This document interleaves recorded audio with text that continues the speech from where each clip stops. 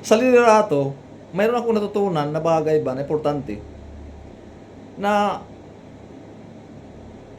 hindi maiwasan mayroong ma-comment yung mga tao sa akin. Positive comment, negative comment. Now, itong mga negative comments pala ng mga tao sa atin. Halimbawa, nagkakaisa na ang more than two. O kahit dalawa pa lang na mayroong masasabi sa atin ba, sa akin na dapat kong baguhin. So panahon po yun na sinisiyasat ko talaga sarili ko at natutunghayan ko na mayroon talaga dapat akong baguhin.